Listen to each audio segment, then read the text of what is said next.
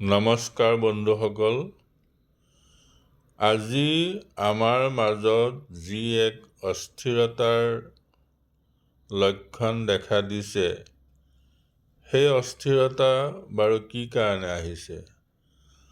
মই ভাবোঁ আমাৰ দৈনন্দিন জীৱনত যি এক ৰেডিমেড বস্তুৰ প্ৰয়োভৰ হৈছে, ইয়েই এক অস্থিৰতাৰ মূল কাৰণ। এই ধৰক খোৱা বস্তুত ইট এণ্ড থ্ৰ', ব্যৱহাৰযোগ্য বস্তুত ইউজ এণ্ড থ্ৰ'। গতিকে যি বস্তু একেবাৰে সম্পূৰ্ণ অৱস্থাত আপোনাৰ হাতত পৰিব, মাথো আপুনি তাক ব্যৱহাৰহে কৰিব লাগে।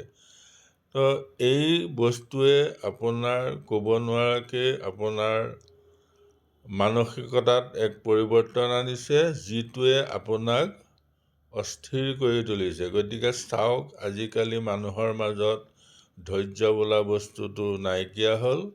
সকলো ক্ষেত্ৰতে একদম ততাতৈয়াকৈ বস্তু লাগে। গতিকে মই যিটো বিষয় উত্থাপন কৰিছোঁ বন্ধুসকল, সেয়া হয় নে নহয় আপোনালোকে অকণমান উপলব্ধি কৰি চাবচোন।